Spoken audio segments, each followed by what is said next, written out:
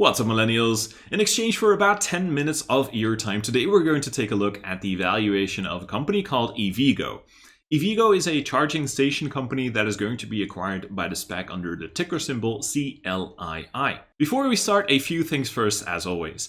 First of all, I have not done extensive research about this company. We're just going to take a look at the valuation of this company today. Secondly, don't trust me, verify me. I'm just documenting my journey here. I'm not a financial advisor. Third, Stock O'Clock. These are very short 1-minute videos with news about the stock market that I post every single trading day. And lastly, Discord. If you want to join the free Discord channel that I offer, please go to nesami.com/discord, leave your name, leave your email address, and you are going to get access to it. Before we hop into the valuation, let's very briefly talk about this company EVgo. You're likely already going to know this company, but it's an EV charging station company, just like ChargePoint, just like EVbox as well. They have currently 818 fast charging sites for 1,412 fast chargers. And in this video, I'm not going to talk too much about EVbox. I'm not going to talk about ChargePoint too much either. Probably I'm going to do next week a comparison video between all of these three charging station companies, right? In this video, we're just going to take a look at the valuation using the same valuation methods as I use for ChargePoint as well, so the SBE stock, and also for EVbox, so the TPGY stock. Let's first go through the pro forma valuation. So, as always, they use a base share price of $10 per share, and as we can see, there are going to be 263.1 million shares outstanding after the merger. So that means we can already calculate the pro forma market cap, which is basically just by taking that share price of $10 per share and multiplying it by the amount of outstanding shares after the merger, so 263.1 million. And then we're going to arrive at a pro forma market cap of $2.6 billion. And then we can also see that they're going to have $575 million in cash on their balance sheet.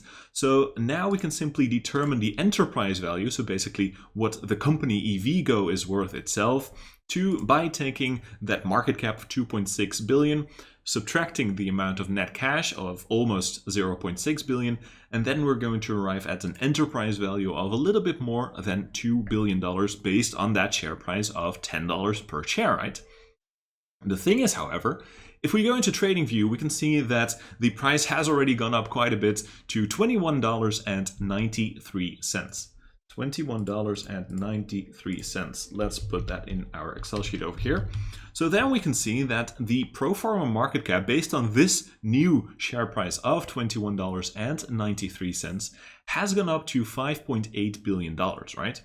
Now, if we take off that amount of cash on their balance sheet, that means they're going to have currently a pro forma market cap of $5.2 billion. So what this means is that based on a current price per share of $21.93, EVgo, the company itself, is worth $5.2 billion. And then let's take a look at the future enterprise valuation. And for this video, we're going to use the same method as I used for TPGY, so EVbox, and SBE, so ChargePoint, right? And what I did there was to use the revenue from 2026, so the projected revenue of 2026, and apply a certain revenue multiple. Now, a very important side note here. EVgo and the SPAC, CLII, they provide a different method to calculate the future valuation, which would also give a higher price per share, right? Again, for this video, I want to use the same method as I use for SBE and TPGY, just to keep it all consistent, right? Next week, I'm probably also going to look at the other way to value this company, EVgo, and I'm probably also going to make a comparison between SBE, TPGY, and CLII. Anyways, for this future valuation, we're going to use the same method as for SBE and TPGY. So we need two numbers for this. First of all, the revenue of a certain year, in this case 2026, and also a certain revenue multiple.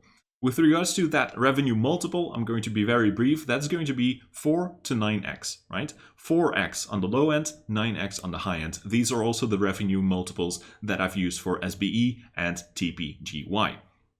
So then we just need the actual revenue of 2026. Well, luckily EVgo has helped us out a little bit. As we can see here in the row of revenue, if we go back to 2026, we can see that they expect to have a revenue of $905 million in 2026.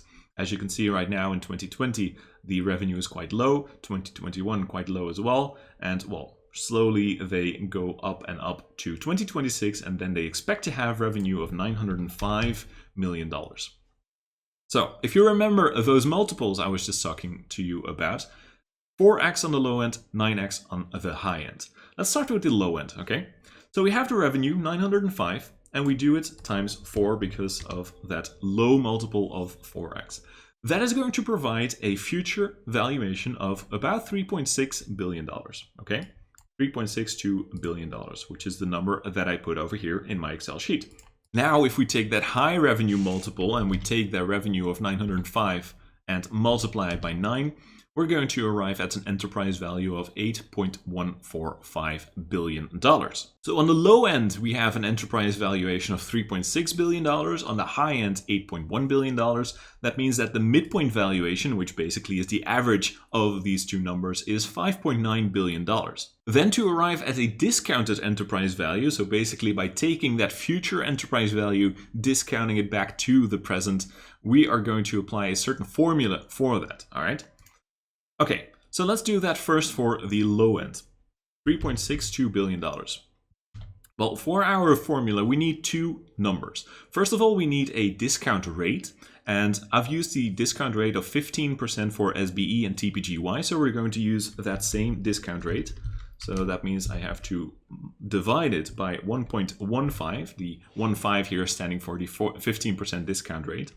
And we need to do that to the power of 5 in this case, because we're discounting it back 5 years in time from 2026 back to 2021, right?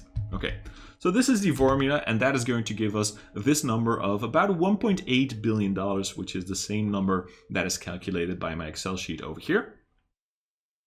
So 1.8 for the low valuation, and if we do exactly the same thing for the high valuation, so $8.145 billion divided by 1.15 because of that discount rate of 15% to the power of 5 because of those 5 years from 2026 back to 2021, is going to give us a little bit more than $4 billion for the high discounted enterprise valuation.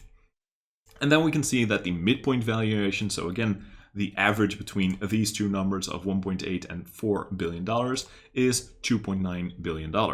And then the last step is to arrive at a fair market cap and a fair price per share.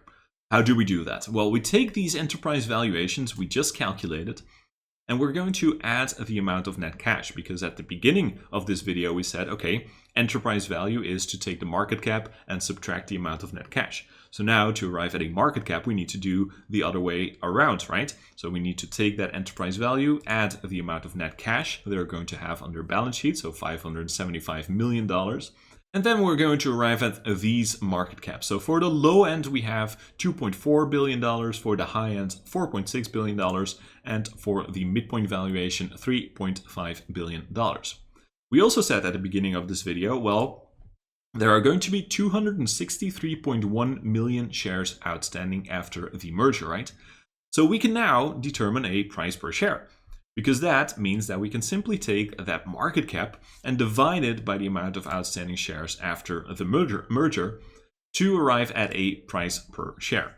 So if we do that, for the low valuation, we're going to arrive at $9.03.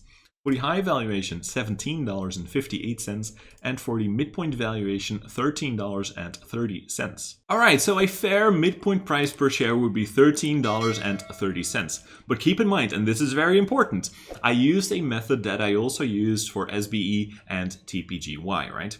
If you use the valuation method of EVgo and the SPAC, CLII, you would reach a higher price per share. I'm not going to do that in this video. I might do that next week in the comparison video where I try to compare EVgo, ChargePoint, and EVbox. But I'm not going to do that in this video, but I will give you a little spoiler alert, if you will. Then if you would use that valuation method, the midpoint price per share would be around $23. Now, of course, as always, don't trust me, verify me. I'm just documenting my journey here, so always check what I'm doing. And also keep in mind, we haven't taken a look at assumptions. We have taken a look at a predicted revenue number from 2026. We applied a certain revenue multiple, and if you change one of these numbers, the entire calculation is going to change as well, and the fair price is going to change as well. I hope this video brought you some value. If it did, please consider sharing this video with your friends who are also investing in SPACs. And also let me know what you think about the valuation of EVgo, of ChargePoint, and of EVbox. With that being said, thank you very much for taking the time to watch this video, and I hope to see you in the next one. Bye-bye.